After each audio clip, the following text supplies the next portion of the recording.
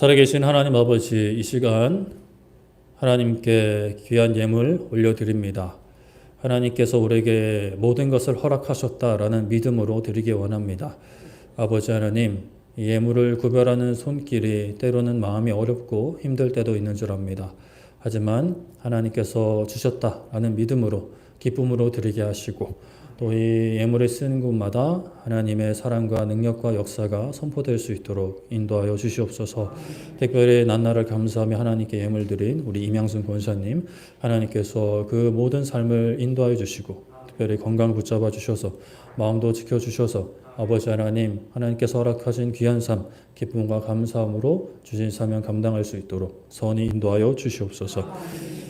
이 시간 말씀의 자리로 나아갑니다. 하나님, 부족한 종을 통하여 하나님의 말씀을 전하게 하셨는데 전하는 이나 듣는 모든 하나님의 귀한 권속들 말씀으로 하나님을 찾게 하여 주시고 단순히 지식을 쌓는 시간이 아니라 우리의 삶을 말씀으로 비춰보고 하나님 앞으로 한 걸음 더 나아갈 수 있는 귀하고 복된 시간 되게 하여 주시옵소서. 마음의 모든 어려운 짐들, 마음의 어려운 시험거리들 하나님 앞에 다 내려놓고 말씀으로 기도로 무장할 수 있는 복된 시간 되게 하여 주시옵소서. 감사드리며 예수님의 이름으로 기도드립니다. 아멘. 하나님 말씀 보겠습니다. 하나님 말씀 여호수아 5장 7절부터 12절까지 말씀. 여호수아 5장 7절부터 12절까지 말씀입니다.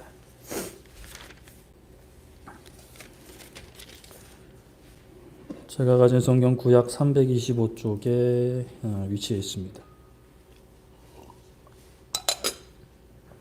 여호수아 5장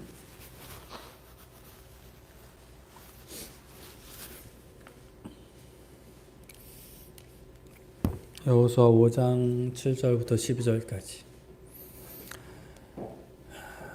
한 절씩 교독하도록 하겠습니다. 그들의 대를 잇게 하신 이 자손에게 여호수아가 할례를 행하였으니 길에서는 그들에게 할례를 행하지 못하였으므로 할례 없는 자가 되었음이었더라.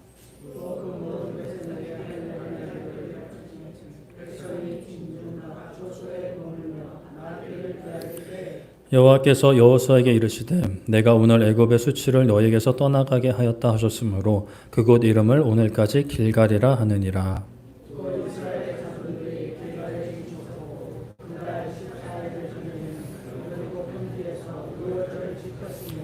유월절 이튿날에 그 땅의 소산물을 먹되 그 날에 무교병과 볶은 곡식을 먹었더라. 또 그 땅의 소산물을 먹은 다음 날에 만나가 그쳤으니 이스라엘 사람들이 다시는 만나를 얻지 못하였고 그 해에 가나안 땅의 소출을 먹었더라.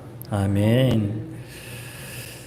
네, 오늘은 일상에서 그리스도인으로 라는 제목으로 말씀을 나누고자 합니다. 잠깐 저랑 눈 좀 마주치고 두 사람 말고 저랑 좀 마주쳤으면 좋겠는데. 네, 감사합니다. 오늘 모르겠어요. 제가 좀 이제 여러분들 찬양할 때도 이렇게 얼굴을 보고 표정을 보는데 너무 지쳐 계신 분들이 많은 것 같아요. 너무 막 어깨가 막 한층 무겁게 오신 분들이 많은 것 같아서 저도 참 가슴이 아팠는데 말씀 가운데 참 위로의 시간이 있기를 축복합니다. 삶이 지치고 일상이 지칠 때 여러분들은 어떤 생각이 드세요? 훌쩍 떠나고 싶다 이런 생각 들지 않으세요? 그래서 많은 분들이 이제 여행을 많이들 가시는 것 같아요. 가까운 곳이든 또 먼 곳이든 이렇게 기회가 되는 대로 여행을 떠나시는데 그런데 이제 여행 참 좋죠. 좋은데 요즘에는 또 다른 사람들이 하니까 나도 또 우리 애도 참 그게 쉽지 않죠. 이게 특히 어른들은 그나마 좀 나은데 특히 어린이들, 유치원, 초등학생들은 그게 막 비교를 하니까 아이들끼리 뭐 우리는 여름에 어디 갔다 왔다, 너는 어디 갔다 왔니, 막 이런 식으로 이제 하다 보면 이게 어른들이야 뭐 그냥 좀 단단해진 마음으로 그냥 쳐낼 수 있는데 어린 아이들에게는 그게 약간 비교가 되고 상처가 되고 왜 우리 집은 여행 안 가? 아빠는 왜 이렇게 바빠?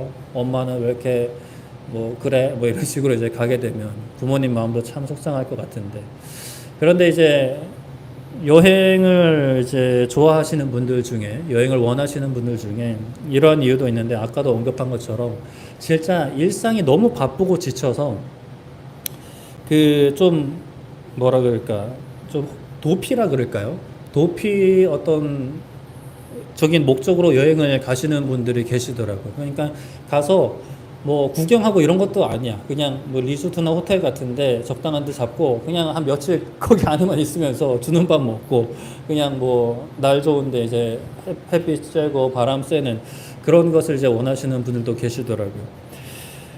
제가 만난 분 중에 싱가포르에서 만난 뭐 기업에 좀 높은 자리에 계신 분이셨어요. 그분이 이 비행기 타는 걸 참 좋아하시더라고요. 왜 좋아하냐? 비행기에 뭐 요즘 와이파이가 되는 비행기들도 있지만 비행기는 보통 이제 인터넷이 안 되잖아요. 그러니까 유일하게 그 시간 내가 쉴 수 있는 시간이라는 거예요. 메일이나 어떤 연락이 아무것도 오지 않는 시간. 그래서 비행기에 와이파이가 안 생겼으면 좋겠다 이렇게 말씀을 하신 분이 계셨습니다. 참 일상이 물론 사람마다 다를 수 있겠지만 일상이 너무 지치고 힘드니까 일탈 또는 회피 이게 뭐 나쁜 목적이 아니라 그냥 좀 쉬고 싶은 마음에 여행을 찾으시는 분들이 계세요. 그래서 저는 개인적으로 여행을 그렇게 좋아하지 않는다고 여러 번 말씀드렸는데 그 이유 중에 하나가 저는 일상이 그렇게 힘들지 않은 것 같아요. 죄송스러운 말씀인데 또 여러분들이 이제 담임 목회 힘들지 않으시냐고 이렇게 걱정을 많이 해주십니다. 그냥 거칠애로 하시는 말씀인지는 모르겠지만 이렇게 뭐 저도 좀 힘들 때가 있긴 하죠. 이렇게 말씀 준비할 때 이걸 도대체 어떻게 전하나 뭐 이런 말씀. 당장 이제 주일 설교 마치고 집으로 돌아가면서 다음 주일 설교는 어떡하나 뭐 이렇게 이제 가고는 하는데 그러나 또 하나님께서 이제 말씀 붙잡고 기도하다 보면 이제 설교가 이렇게 풀어지게 하시더라고요. 작성되게 하시고. 그래서 너무 감사한데, 그런데 이제 계속 설교가 요즘 길어지는 것 같아서 좀 짧게 해보려고 했다가 저번 주 다시 또 확 길어졌더라고요. 근데 설교가 길어졌다기보다는 뒤에 찬양이랑 기도가 조금 약간 길더라고요. 저번 주에는. 그러니까 좀 이해해 주시고 너무 속상하신 분들은 기도해 주시기 바랍니다. 우리 목사님에게 지혜를 허락하여 주셔서 같은 말씀이면 짧게 확실하게 일목요연하게 똑같은 얘기 또 하지 않고 딱딱딱딱 이렇게 빠른 시간 내에 딱 전할 수 있도록 여러분들이 기도를 안 하시면 더 설교가 길어질 수 있다는 것을 농담반 진담반으로 말씀을 드리고요. 그런데 이제 여행으로 이렇게 일상으로 이제 일상의 어떤 지친 몸을 여행에서 충전을 하고 일상으로 돌아갑니다. 그런데 제가 그런 분들에게 여쭙고 싶은 것, 어떤 그런 회피나 휴식으로 여행을 가시는 분들, 그게 며칠이나 가는가라는 질문을 한번 해보고 싶어요. 여행에서 충전을 하고 휴식도 합니다. 그런데 과연 그게 며칠, 아니 솔직히 몇 시간이나 갈까라는 생각이 들어요. 변하지 않는 일상, 지친 일상은 그대로입니다. 오히려 여행 그 몇 박 며칠 기간 동안 밀려있던 일이 더 산재해 있고 이거를 이제 더 열심히 야근도 하면서 이제 다시 이제 따라잡아야 되는 그런 환경이 기다리고 있지는 않으셨나요? 그래서 사실 저도 여행을 가기가 무서운데 여행 가도 뭐 말씀 준비해야 될 것 같고 그렇다면 여행도 좋지만 우리의 일상을 바꿀 수는 없을까? 이 일상을 어떻게든 좀 변화를 줄 수는 없을까라는 생각을 해보게 됩니다. 일상을 어떤 환경을 바꾸기 힘들다면 그 일상을 내가 마주하는 일상에 있는 내 마음을 좀 어떻게든 좀 바꾸면 그래도 1년에 한 번 어떤 그러한 한두 번 여행지로 회피하는 것이 아니라 나의 어떤 삶에 있어서 정말 절대적으로 많은 시간을 할애하는 그 일상 지금 뭐 일터 있고 가정도 다 합쳐서 그 일상을 좀 바꿀 수 있다면 변할 수 있다면 굳이 여행지로 회피하지 않아도 지치고 힘든 일상이 아니라 물론 바쁘고 어려운 일상일 수 있지만 그럼에도 그 가운데 감사함을 누리고 기쁨을 누리고 즐거움을 누리면서 살 수 있지 않을까. 우리는 그리스도인으로서 그럼 우리에게 주어진 일상을 어떻게 살아가야 할까? 살아갈 수 있을까? 오늘 말씀을 통해 좀 도전이 되었으면 좋겠습니다. 저번 주에 드디어 요단강을 건넜습니다. 이스라엘 백성들이 요단강을 건넜죠. 우리가 보통 뭐 천국 갈 때 요단강 건넜다 이런 표현을 쓰기도 하는데 그 천국으로 건넌 게 아니라 가나안 땅으로 들어간 거죠. 요단강을 건넜는데 그냥 뭐 룰루랄라 건넌 것은 아니었습니다. 하나님의 기이한 역사를 목도하기 위해 전날부터 마음가짐, 몸가짐을 준비했고 하나님의 기이한 역사를 눈으로 목도하고 마음에 새겨야만 했습니다. 그리고 나만 우리 그 동시대 사람들만 하나님의 역사를 보고 누리는 것이 아니라 후대에 우리의 자손들에게 하나님의 역사를 전하기 위해 하나님께서는 요단강 바닥에 돌을 취해서 그 강 한가운데와 또 길갈이라는 그 동네에 돌을 세우게끔 하셨죠. 그래서 그 돌로 하여금 교육 자료가 돼서 후대 자손 대대로 하나님만을 경외하게끔 이렇게 친절하게 은혜를 베푸셨습니다. 그래서 우리 하나님은 친절하신 하나님, 선하신 하나님이셨다라는 거죠. 그래서 우리가 발자취, 우리의 인생의 발자취에 무엇을 남기고 있는가? 지난 한 주간의 삶의 발자취는 여러분 어떠셨어요? 지치고 힘든 일상 속에 한숨만 푹푹 쉬면서 이렇게 보내셨는지, 아니면 그 가운데 그래도 그럼에도 불구하고 하나님을 찾으려고 애쓰셨고 또 기도하려고 애쓰셨는지, 답은 여러분 스스로에게 내려주시기를 바라고, 그렇게 이제 이스라엘 백성들이 가나안 땅에 들어가 길갈이라는 동네에 진을 쳤습니다. 드디어 가나안 땅에 도착을 했습니다. 정말 그 고생 40년이라는 시간이 플러스 돼서 결국엔 한 세대가 그냥 물갈이 되고 도착을 했죠. 이제 가나안 원주민들과 죽고 죽이는 전쟁을 해야 하는 그 시점에서 이스라엘 백성들이 행한 것이 오늘 말씀에 있었습니다. 무엇이었나요? 무기를 만들고 훈련을 했을까요? 아니요. 두 가지를 행했는데 바로 하나는 할례고 하나는 유월절을 지킨 것이었습니다. 자, 할례가 무엇일까요? 여러분들 뭐 다 아시죠? 이제 남성의 생식기에 있는 피부를 잘라내는 뭐 요즘에 포경 수술이라고 하는 그러한 수술이죠. 이제 오늘날에는 뭐 작은 수술일 수는 있는데 뭐 요즘에는 응급실이나 어떤 중환자실 가면은 막 끊어진 동맥을 연결하고 뇌에 막 뚜껑 열어가지고 막 뇌출혈 잡는 뭐 그런 수술에 비하면 작은 수술일 수 있는데 그래도 외과 수술입니다. 최소 며칠은 거동이 힘든 수술인 거죠. 그런데 지금 어떤 상황이라 그랬죠? 가나안 땅에 들어온 상황입니다. 들어왔으니 이제 적군과 나와의 어떠한 가림막이 없는 상황이었어요. 요단강을 건너기 전에는 요단강이라는 장애물이 있었습니다. 장벽이 있었어요. 그것은 내가 가나안 땅으로 넘어가는데도 장애물이 되기도 하지만 적들이 나를 향해 쳐들어올 때도 적들을 막아주는 어떤 방어막도 동시에 된단 말이죠. 그런데 굳이 요단강을 건너서 하나님은 그곳에서 할례를 행하게 하십니다. 굳이 싸워야 되는 남자들에게 외과 수술을 해서 며칠 동안은 거동도 힘들 정도로 그런 전투 불능 상태로 만드신단 말이에요. 창세기 34장에 보면 어떤 사건이 나오냐면 그 야곱 들어보셨죠? 야곱의 딸 디나라는 그 딸내미가 있었는데 어느 날 이제 막 돌아다니다가 히위 족속의 추장 세겜이라는 사람한테 너무나 안타깝지만 강간을 당한 사건이 나옵니다. 그러나 그 세겜이 그 디나를 범했지만 사랑을 해서 결혼하고자 했어요.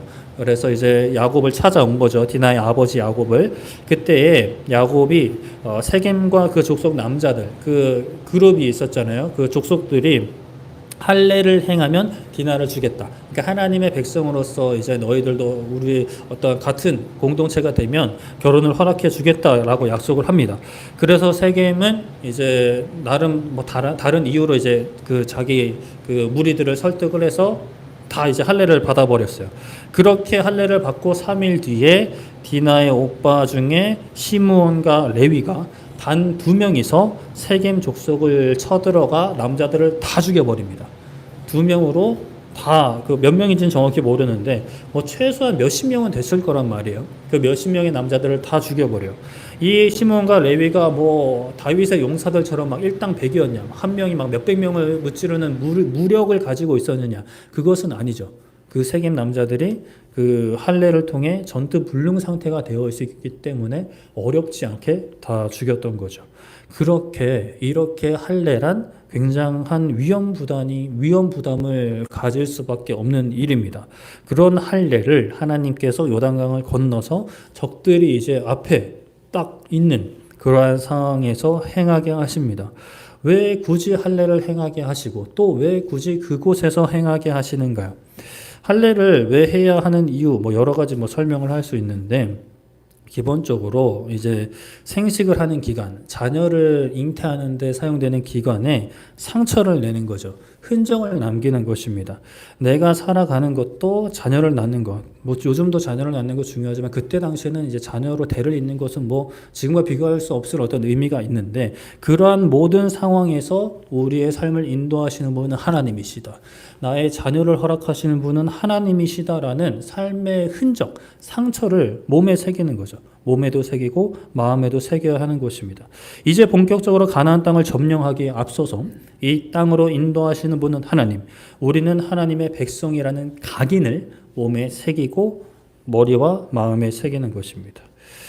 그리고 하나님께서는 또 그냥 대책 없이 할례를 행하라고 하시는 분이 아니시죠. 여호수아 5장 1절에 보면 가나안 왕들과 사람들의 마음이 녹았고 정신을 잃어버렸다. 그러니까 요단강을 건넜다라는 사실에 사람들이 막 정신을 이제 잃어버린 거죠. 이제 강이 범람한 시기였으니까 범람한 시기가 지나고 넘어오겠지라고 생각하는데 갑자기 막 강이 막 바라봐 이러면서 소리는 안 났겠지만 이렇게 말라서 막 이렇게 막 이제 강을 건너니까 그 이야기를 본 사람들과 그 전에 들은 사람들 다 마음이 흐물음을 녹아버렸던 거죠. 그렇게 이스라엘을 공격할 엄두도 내지 못하고 첫 번째 있는 그 강한 성 여리고성도 문을 굳게 잠그고 이제 버티고 있습니다. 그리고 이제 할례를 행한 후에 행한 것이 뭐였다고요? 두 번째, 네, 유월절입니다. 오늘 말씀 10절에 보면 또 이스라엘 자손들이 길갈에 진을 쳤고 그달 14일 저녁에는 여리고 평지에서 유월절을 지켰으며 라고 합니다.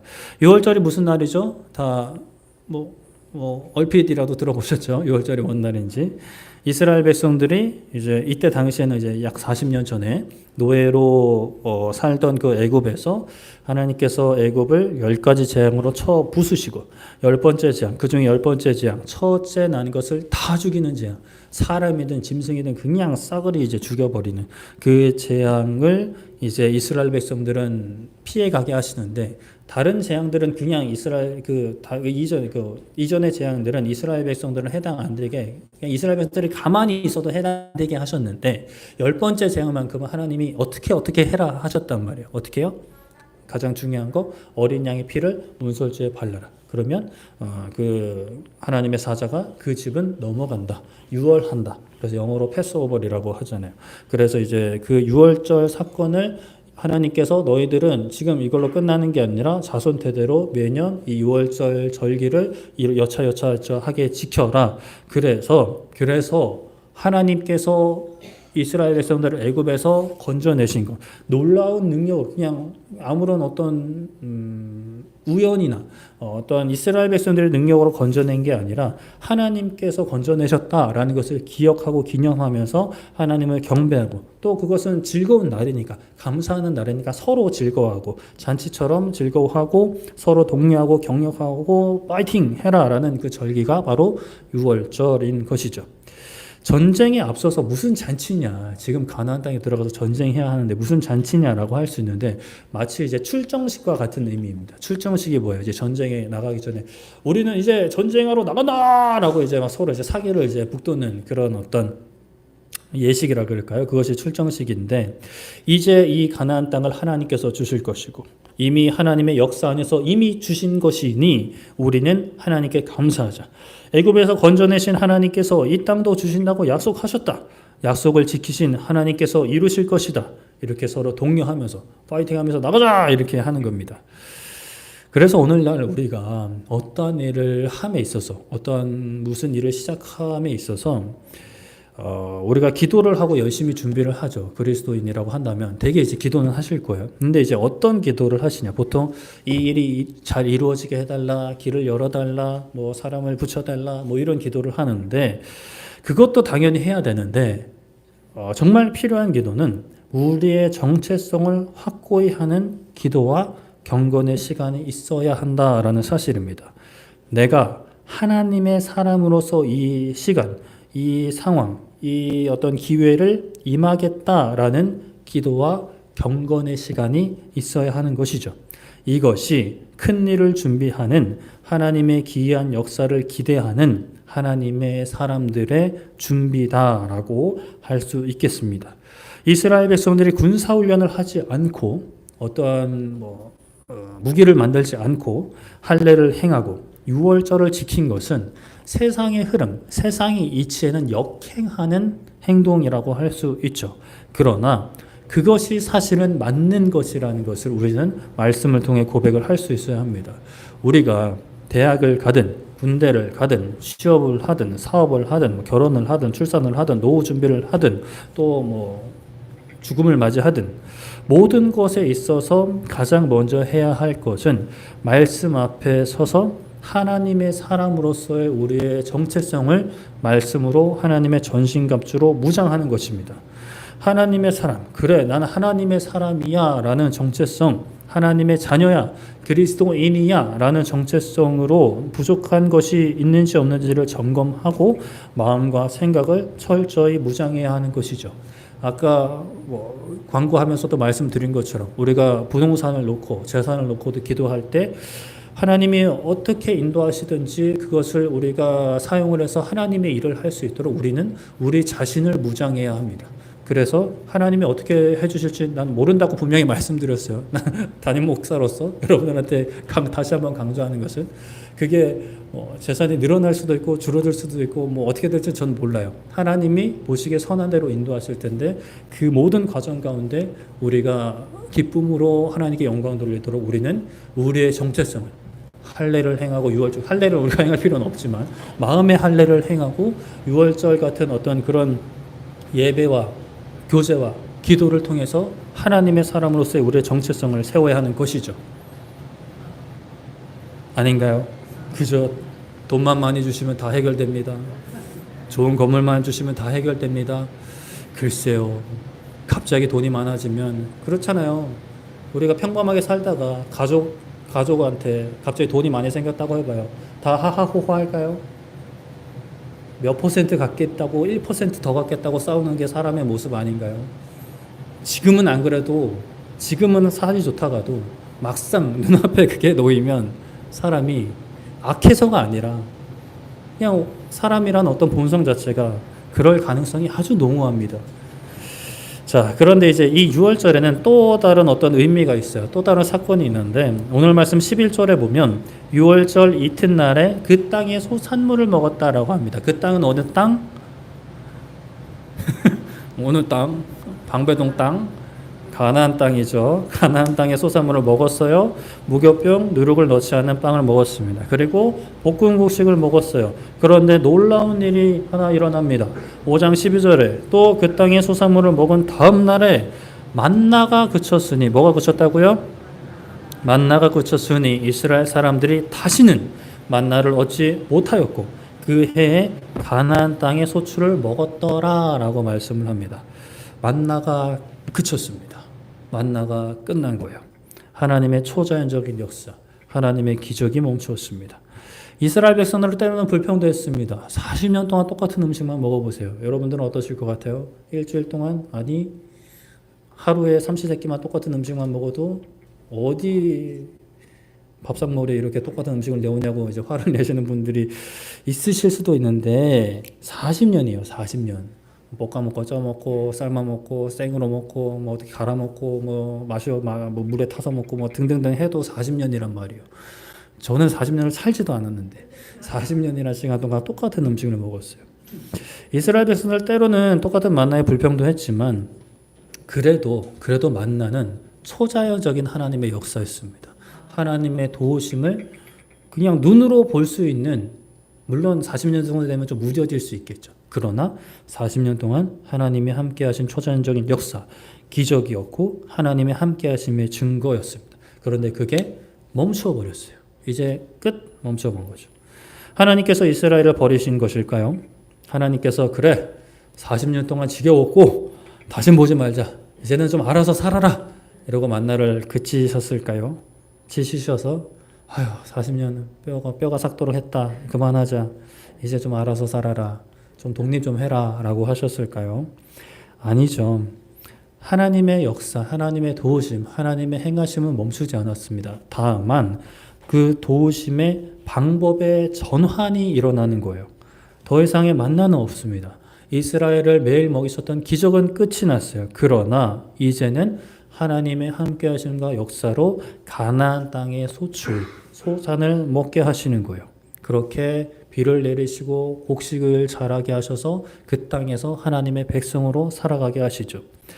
그런데 환영하는 사람들도 있었을 것이고 또 아쉬워하는 사람들도 있었을 것 같아요.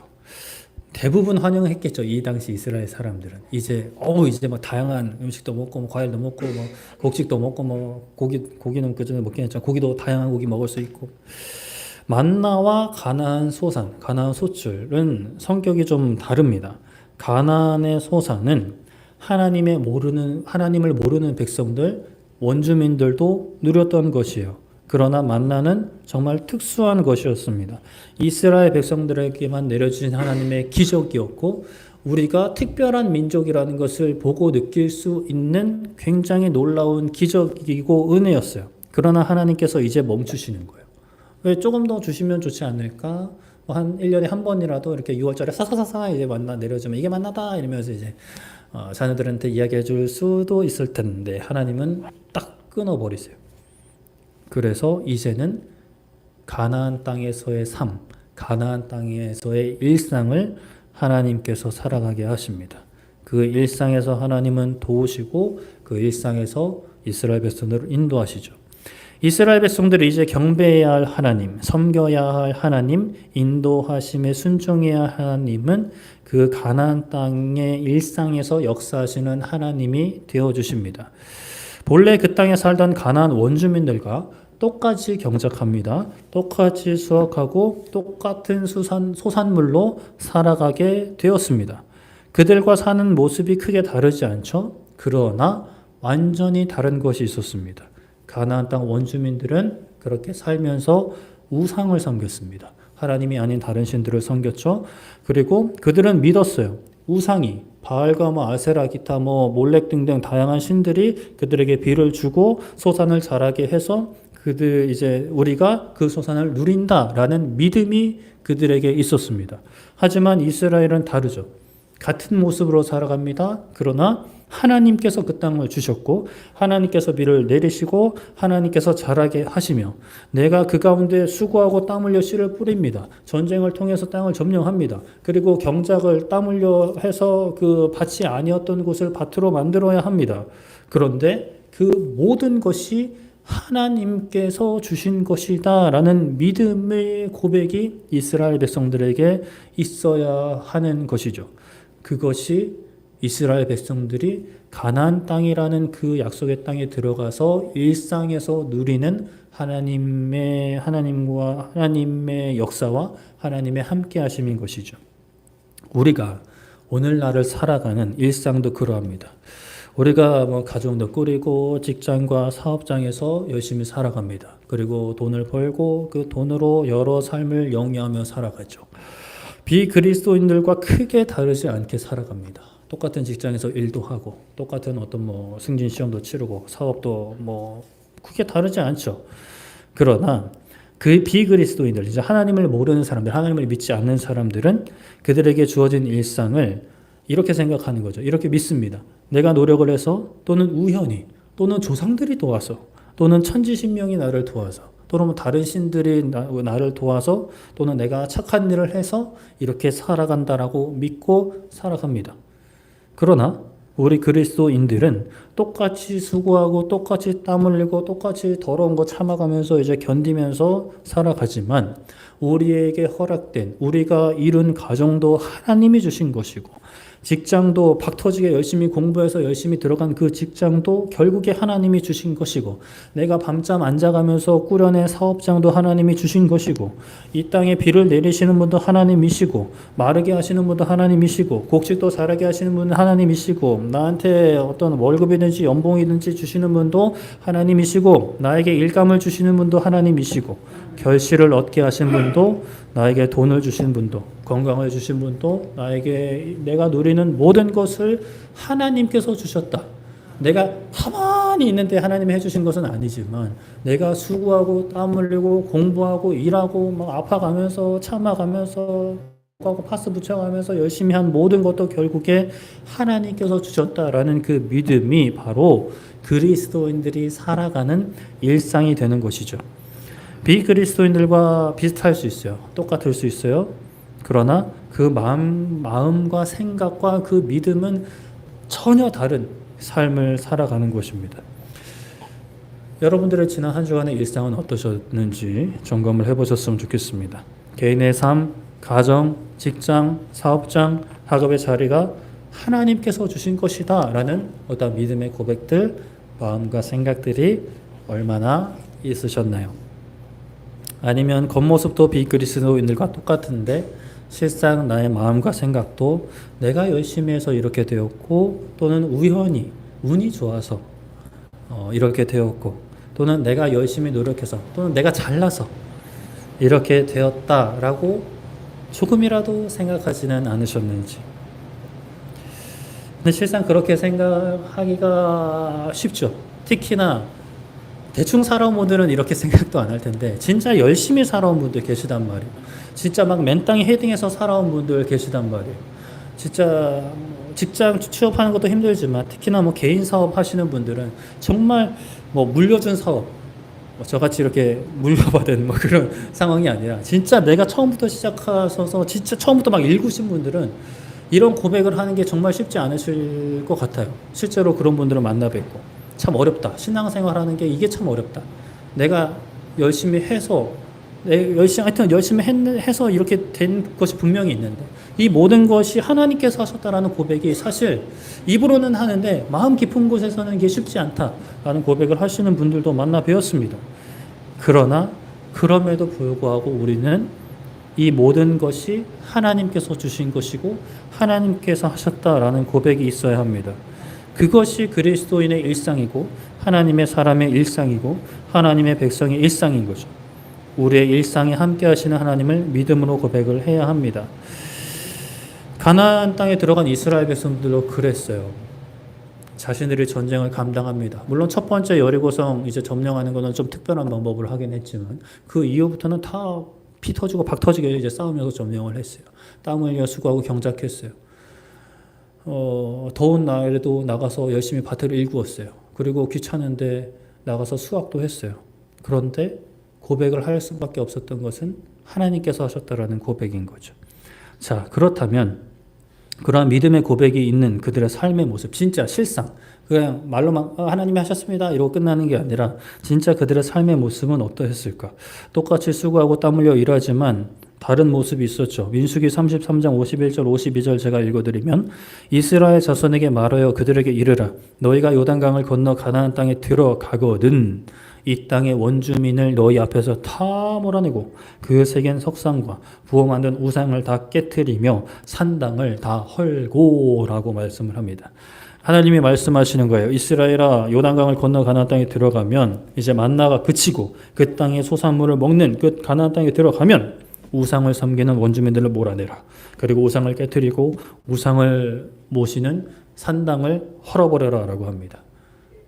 우리는 오늘날 우리에게 주어진 하나님께서 허락하신 일상에서 우상을 없애야 합니다. 물론 이스라엘 백성들이 원주민들을 몰아낸 것처럼 우리의 일상에 하나님을 믿지 않는 사람들 다 몰아낼 수는 없죠. 그거는 신약을 살아가는 우리들에게 그대로 적용되는 것은 아닙니다.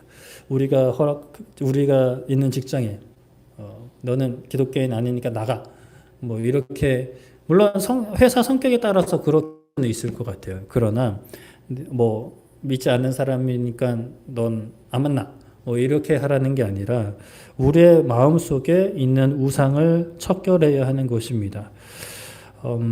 사회에서 우리 주위의 모든 사람을 그리스도인으로서 채우는 것은 한계가 있고 또 무리가 되지만 비그리스도인들과 함께하며 복음을 삶으로 전해야 하는데 우리의 마음속에 있는 우상은 척결해야 하는 것이죠. 우상이 뭔지는 뭐 오늘 길게 얘기 못하고 간단하게 말씀드리면 하나님을 향한 사랑을 빼앗는 모든 존재를 척결해야 합니다.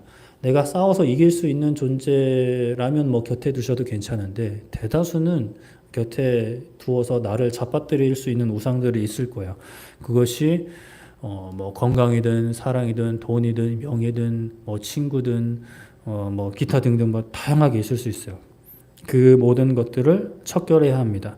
아예 끊어내든가 아니면 끊어낼 수 없는 관계라면 내 마음속에 그것을 우상으로 삼지 않도록 계속해서 기도로 이제 하나님 앞에 우리가 나아가야 하는 것이죠. 그리고 또 우상 척결 외에 하나 더 해야 되는 것이 있는데 민수기 15장 18절 20절에 이렇게 말씀합니다.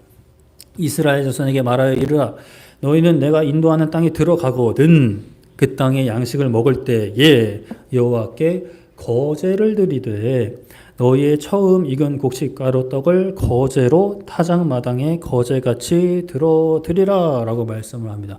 거제가 뭘까요? 거제도는 알겠는데 거제는 뭘까요?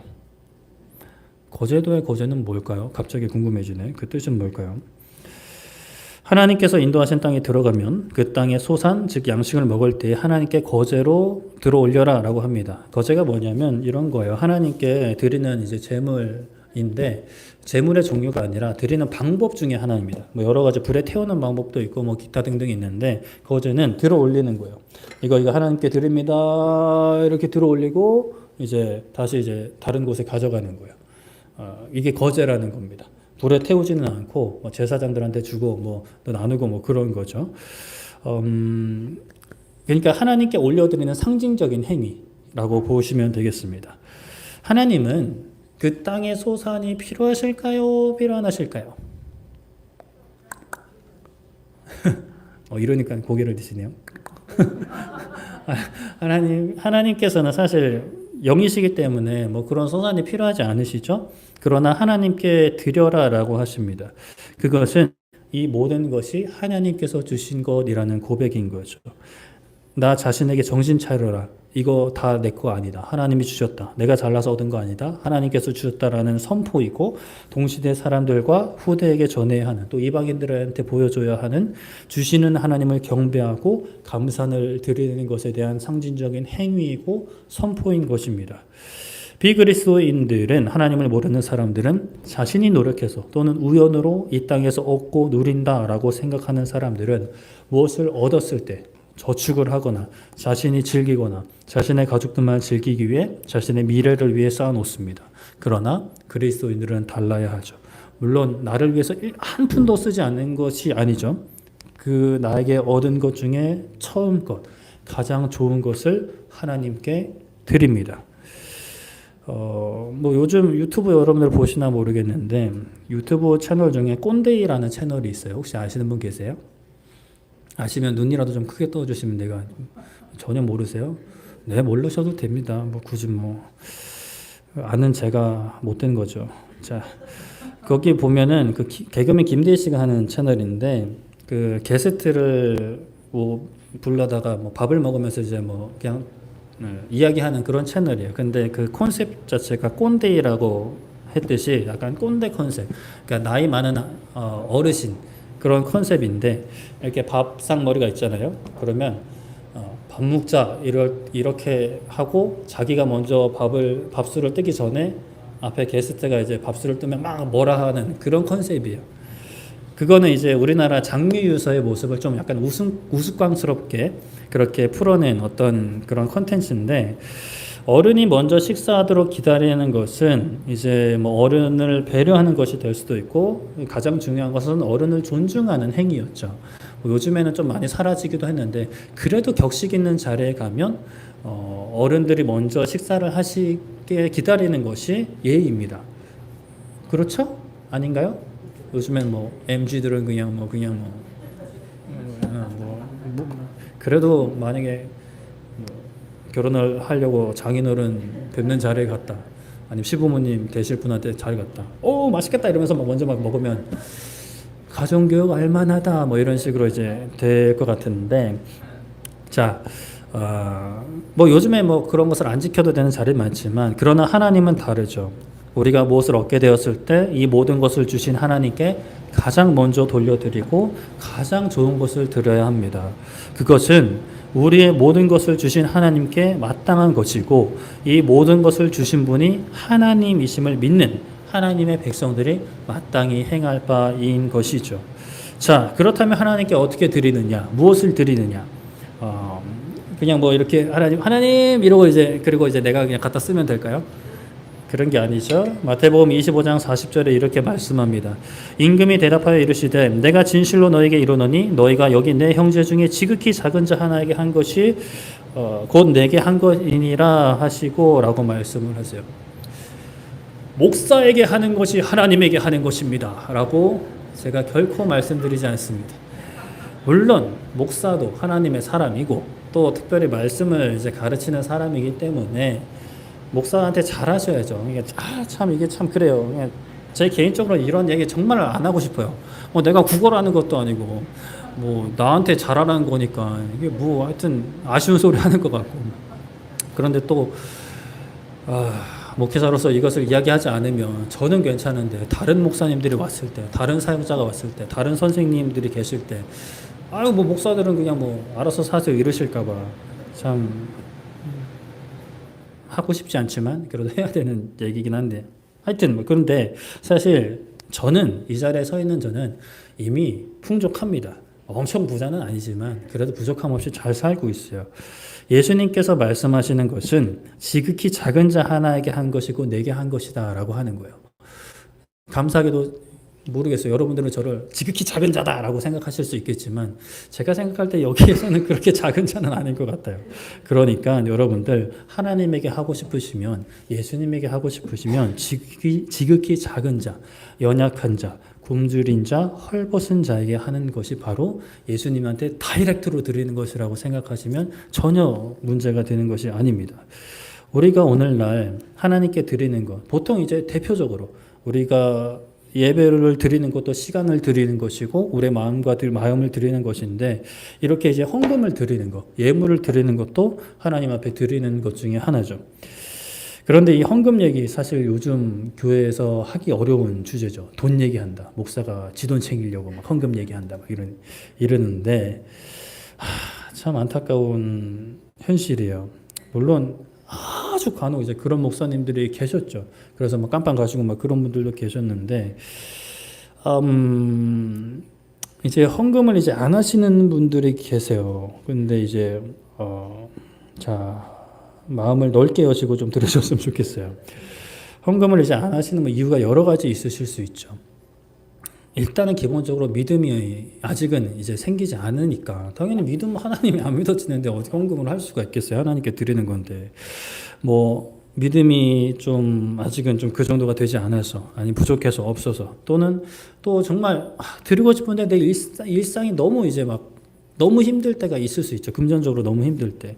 그리고 또 그 이면에 교회가 성도들에게 또 사회에 신뢰를 주지 못하는 교회 헌금을 했는데 그 헌금이 어디 쓰이는지도 모르겠고 이게 너무 이상한 데 사용되는 것 같고 이런 생각이 들 때 사실 헌금을 하고 싶어도 헌금을 못하게 되는 그러한 상황까지 가게 되는 것 같아요. 그래서 저는 교회 어떤 리더 중에 한 사람으로서 큰 책임을 느끼는데 만약에 여러분들에게 딱 가이드라인을 드릴게요. 하나님이 믿어지지 않으시면 헌금 안 하셔도 돼요. 헌금 안 하셔도 돼요. 어차피 억지로 하는 거 하나님 안 받으세요. 그냥 내 돈만 나가는 거예요. 물론 그 돈이 귀하게 쓰일 수는 있는데 그런데 여러분들한테 유익은 전혀 없다는 것을 기억을 하시고 만약에 내가 믿음이 좀 없어요. 믿음이 좀 부족해요. 아니 믿음이 아예 없어요. 그런데도 내가 믿음을 갖고 싶다. 내가 좀 믿음대로 좀 살고 싶다. 그래서 기쁨으로 헌금 드리겠다라고 하시면 드리셔도 됩니다. 마음껏 드리셔도 돼요. 그런데 또 한 가지 조심해야 될 거 복 받으시려고 헌금하시는 거는 좀 조심할 필요가 있어요. 그게 아예 틀린 것은 아닌데 헌금은 기본적으로 다른 모든 거 마찬가지예요. 예배든지 봉사든지 헌신이든지 우리의 건강이든 달란트든 우리의 시간이든 하나님께 드리는 모든 것은 내가 뭘 더 받으려고 드리는 게 아니에요. 이미 주신 것에 감사하면서 드리는 것입니다. 물론 하나님께서 약속하셨어요. 기쁨으로 하나님께 드리는 이한테 복을 주시겠다 이런 약속 많이 있습니다. 그러나 그거는 진짜 기쁨으로 감사함으로 드리는 사람들한테 주어지는 플러스 알파인 거지 그게 하나님께 드리는 목적이 되어서는 안 된다는 거예요. 이미 나에게 주신 것, 그것이 뭐 금전적인 것이든 구원의 기쁨이든 뭐 일상생활의 감사함이든 내가 감사함으로 기쁨으로 하나님께 무엇이든 드리는 것이지, 이거 드리면 하나님이 몇 배로 갚아주실까, 막 이제 투자하듯이 막 주식하듯이 이렇게 하나님한테 돈 넣어놓는 그런 개념이 되어서는 안 되는 거죠. 그랬다가는 상장 폐지되는 주식처럼 드리기는 드렸는데 막상 나한테는 돌아오는 거 없고, 하나님 내가 하나님한테 헌금 이렇게 했는데 왜 나한테 이렇게 주시지 않냐, 이렇게 하면은 하나님이 응? 이렇게 이제 하실 수 있는 거죠. 그리고 또 교회를 신뢰하실 수 없어서 교회에 약간 의심이 드셔서 헌금하기 어려우시다라고 한다면, 일단은 담임 목사 입장에서는 교회를 좀 믿으셨으면 좋겠다라는 말씀을 드리고 싶지만, 그렇게 아니면 이건 사실 추천하는 방법은 아니에요. 그냥 그래도 이제 안 되겠다, 마음에 부담은 있고 드려야겠는데 교회는 정말 내가 죽어도 헌금을 못 하겠다라고 하신다면, 그 마음이 해결되시기 전까지는 모아두시거나, 아니면 아까 말씀드린 것처럼 지극히 작은 자에게 직접 돌리시는 방법도 추천을 드립니다. 그러나 이제 강력 추천드리는 것은 아니고, 정말 하다 안 됐을 때 지극히 작은 자에게, 먼저는 하나님을 믿는 형제 자매들에게, 교회 안이 될 수도 있고 뭐 교회 밖에 있는 하나님의 다른 자녀들이 될 수도 있겠죠. 그리고 또 아직은 하나님께 돌아오지 않았지만 돌아오기를 바라는 세상의 작은 자들, 그리스도인들은 아니지만 세상에 고통받고 있는 사람들 많이 있잖아요. 저도 뭐 유튜브 광고에 계속 그런 광고만 나와요. 뭐 이 아이가 죽어도 뉴스에 나오지 않습니다, 뭐 이런 것들부터 시작해서 뭐 이 내용은 뭐 하늘나라로 간 누구의 실화를 바탕으로 뭐 한 내용입니다, 뭐 이런 것들 계속 나온단 말이에요. 그런 도움이 필요한 사람들 많이 있어요. 그런 분들에게 돌리시면, 기도하시면서 돌리시면 그것도 하나님께서 받으실 거라고 저는 개인적으로 생각을 합니다. 그러나 가장 베스트, 가장 좋은 것은 여러분들이 먼저 하나님을 만나셔야 되고, 일상에서 함께 하시는 하나님, 우리에게 비를 내리시고 우리의 삶을 인도하시는 하나님을 개인적으로 만나셔서 그 구원의 기쁨, 구원의 감격으로 나에게 허락된 것을 하나님께 기쁨으로 드리는 거죠. 교회를 통해 드리고, 또 교회가 하나님의 이름으로 필요한 곳으로 이제 흘려보내는 것이 가장 베스트다라는 말씀을 드립니다. 말씀을 마무리하려고 합니다. 자청이라는 가명을 쓰는 송명진 씨는 자신의 생각의 전환으로 많은 부와 행복을 얻은 사람인데요. 역행자라는 책을 출판한 사람입니다. 한번 보셨어요? 베스트셀러에 많이 올라가 있는 것 같은데, 역행자라는 그 책을 보고 그 소개하는 그 문구에 세상의 흐름을 역행해서 뭐 살아간다, 뭐 그런 문구가 있길래 이게 복음적인 내용인가 하고 이제 봤는데, 실상은 그러진 않더라고요.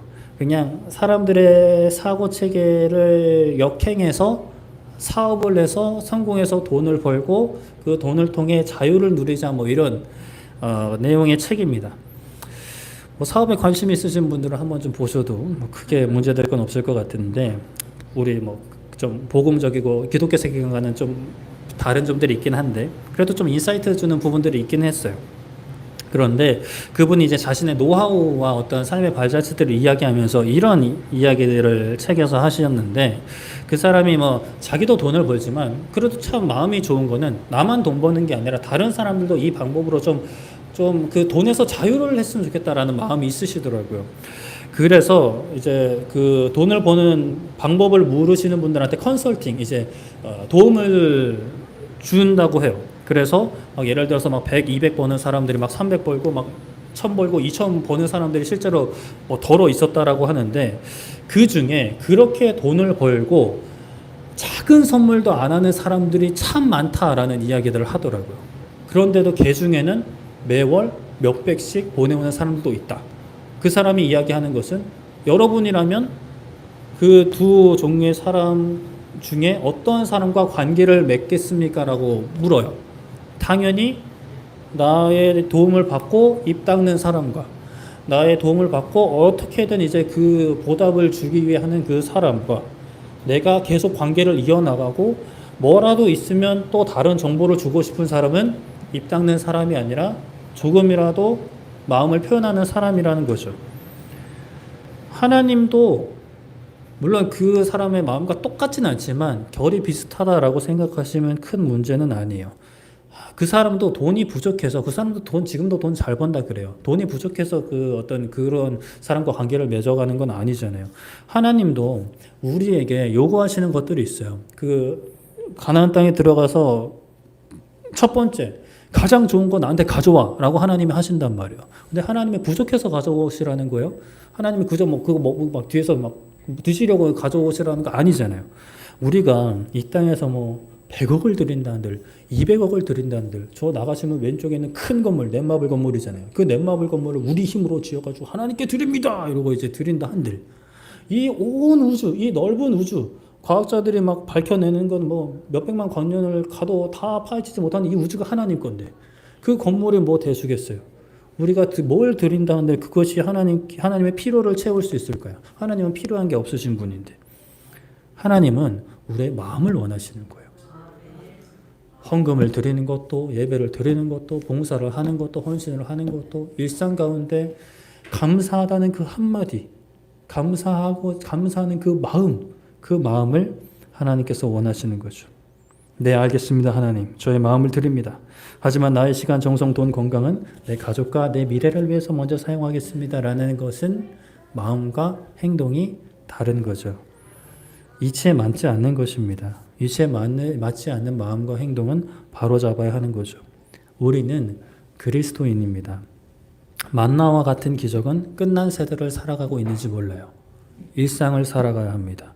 물론 만나와 같은 기적을 하나님이 행하시지 못하는 것은 아니에요. 하지만 하나님이 역사하시는 방법을 전환하셨다라고 보시면 되겠습니다.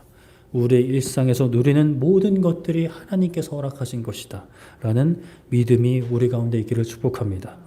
그러한 믿음을 가지고 하나님 외에 다른 것을 사랑하려는 우상을 척결하고 그리고 감사하는 삶, 하나님께서 주신 것이니 이것을 통해서 다시 한번 말씀드리지만 억지로 헌금하지 마세요. 지금 이 설교의 핵심 내용이 헌금해라가 아니란 말이에요. 감사로 하나님께 드리라는 것이. 헌금해라, 돈 갖다 내라. 아유, 굶었으면 굶었지 제가 여러분들한테 헌금 내라고 안 합니다. 감사로 하나님께 드리는 삶으로 나아가야 합니다. 우리의 물질도, 우리의 시간도, 우리의 노래도, 우리의 건강도, 우리의 달란트도 가장 먼저 가장 좋은 것으로. 우리 하나님 사랑하잖아요. 사랑한다고 하면서 제일 안 좋은 거 갖다 주면 안 되잖아요. 사랑하는 사람 생기면 가장 좋은 거 주셔야 되잖아요. 누군가 여러분들을 사랑한다고 하는데 다른 사람들 다 주고 지 먹고 남은 거 남겨놓으면 족발시켜가지고 가장 좋은 살코기도 아니라 막 뼈에 붙은 살 이게 가장 맛있다면서 뼈만 이렇게 덩그러니 남겨두면 그 뼈로 머리를 치고 싶지. 그렇지 않겠냐고요. 우리 하나님 사랑하잖아요. 아니에요? 하나님 사랑하기를 축복합니다. 가장 좋은 거 드렸으면 좋겠어요. 가장 먼저 드렸으면 좋겠습니다. 이 시간 우리 찬양하고 기도하면 좋겠는데요. 우리 악보집의 파일철의 19번 새로운 찬양입니다. 비준비하시는 찬양인데요. 하나님은 위대하신 하나님입니다. 능력이 많으신 하나님이라고 가사에 나와 있어요. 가사를 보시면 하나님의 지혜는 무궁하고 하나님의 인자는 영원하시다. 상한 자들을 고치시고 우리의 상처를 싸매시는 분이십니다. 별들의 수를 세시고 별들의 이름까지 붙이신 하나님께서 우리의 일상으로 찾아오시는 거예요. 가나안 땅에서 이스라엘 백성들이 원했던 것은 비입니다. 비. 농사일에 가장 중요한 것 중에 하나가 비예요. 그 비를 내리시는 분이 하나님이시라는 고백입니다. 그가 구름으로 하늘을 덮으시며 땅을 위하여 비 준비하시니 예루살렘아 대양교회야 여호와를 찬송할지어다. 감사할지어다. 경배할지어다. 감사하는 우리의 삶이 되길 축복합니다.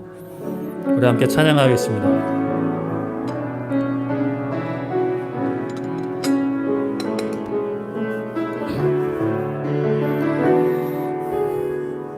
우리 주는 위대하며 우리 주는 위대하며 능력이 많으시도다.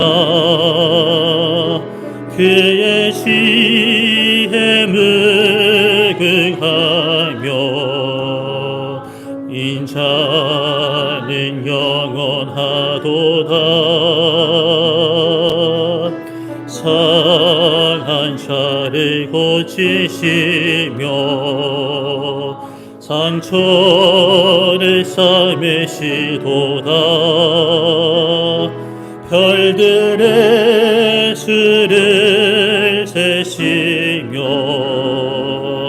이름을 붙이셨도다. 그가 그름으로 하늘을 덮으시며 땅을 위하여 비준비하시니 예루살렘아 여호와를 찬송할지어다. 내 하나님을 감사함으로 그 앞에 나가며 주 임재 앞에 경배. 처음부터 하게 우리 주는 위대하며 능력이 많으시도다. 그의 시에 무궁하며 인자는 영원하도다. 상한 자를 고치시며 상처를 삶으시도다. 별들의 수를 세시며 이름을 붙이셨도다. 그가 그름으로 하늘을 덮으시며 땅을 위하여 비준비하시니 예루살렘아 여호와를 찬송할지어다. 내 하나님을 감사함으로 그 앞에 나가며 주 임재 앞에 경배. 예루살렘아 여호와를 찬송할지어다. 내 하나님을 감사함으로 그 앞에 나가며 주 임재 앞에 경배. 마지막으로 예루살렘아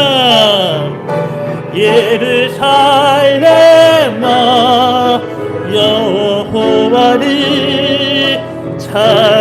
찬송할지어다. 내 하나님을 감사함으로 그 앞에 나가며 주 임재 앞에 경배해. 아멘. 우리의 인생에 또 우리 교회에 필요한 비가 있는 줄 압니다. 하나님, 이 문제 해결해 주시옵소서. 이 비를 얼른 내려 주시옵소서.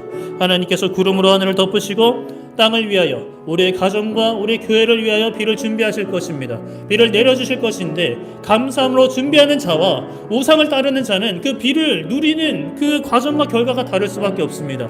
하나님을 기대하게 하여 주시옵소서. 하나님을 경배하게 하여 주시옵소서. 비를 내려주실 텐데 비를 내려주실 때 하나님께 감사하는 우리의 삶이 되게 하여 주시옵소서라고 주여 외치고 기도하도록 하겠습니다. 주여! 살아계신 하나님 아버지, 이 시간 우리가 하나님 앞에 기도합니다. 아버지 하나님, 위대하신 하나님 아버지께서, 능력이 많으신 하나님 아버지께서 그의 지혜 무궁하며 인자는 영원하신 우리를 향한 그 충성된 사랑을 끊지 않으시는 그 하나님, 상한 자를 고치시고 위로가 필요한 이들에게 위로를 주시는 하나님 아버지, 비가 필요한 이들에게 비를 내려주시는 하나님 아버지, 이스라엘 백성들에게 만나가 끝났지만 그러나 가나안 땅에서의 이른 비와 늦은 비를 내려주시는 하나님의 역사가 우리의 삶과 우리의 가정과 우리 교회의 아버지 하나님 임하게 하여 주시옵소서. 아버지 하나님, 우리는 하나님의 역사하심을 기대하며 우리가 하루하루 매일매일 밭에 나가 밭을 일구는 그 가나안 땅에서의 일상 세상을 살아가게 하여 주시옵소서. 하나님을 모르는 사람들과 같은 모습으로 살아갈 수 있지만, 그러나 우리는 하나님께서 우리에게 모든 것을 주셨고 우리의 모든 것을 인도하여 주시고 필요를 채우신다라는 믿음을 가지고 우리는 하나님 앞에 기도하며 기대하며 감사하는 삶을 살게 하여 주시옵소서. 우리에게 주신 가장 좋은 것, 가장 먼저 하나님께 드리는, 감사로 하나님께 영광 돌리는, 거제로 하나님께 올려드리는 우리의 삶이 되게 하여 주시옵소서. 주님 그 일을 가주시기 원합니다.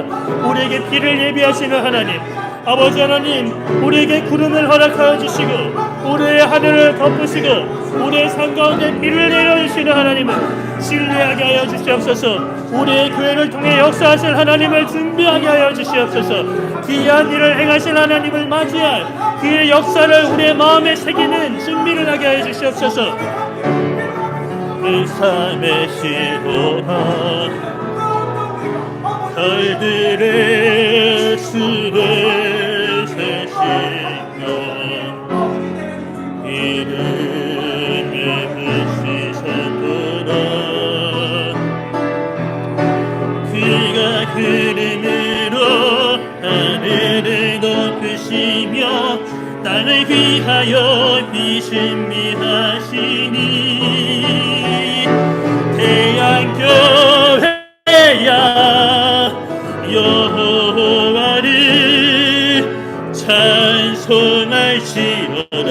내 하나님을 감사함으로 그 앞에 나가며 주 임재 앞에 경배해.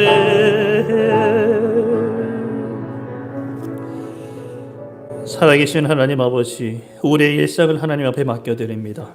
매일매일 주어지는 우리의 그 모든 직장과 사업장과 가정 가운데 하나님의 역사를 바라보며 비를 내리시는 하나님을 의지하게 하여 주시옵소서.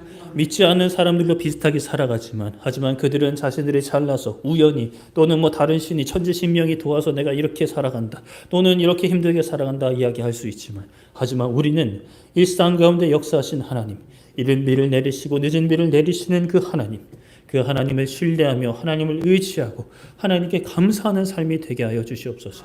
때로는 고난의 시간을 겪게 될 때는 혹여나 우리가 하나님 앞에 부족한 모습이 있지는 않았는지, 하나님께서 우리에게 또 다른 목적이 있으셔서 이러한 시간을 허락하시는 것이 아닐까, 하나님 그 시간 가운데 우리가 마음속으로 범죄하지 않게 하여 주시옵소서라는 그러한 기도로 견디어낼 수 있는 우리의 삶이 되기를 원합니다.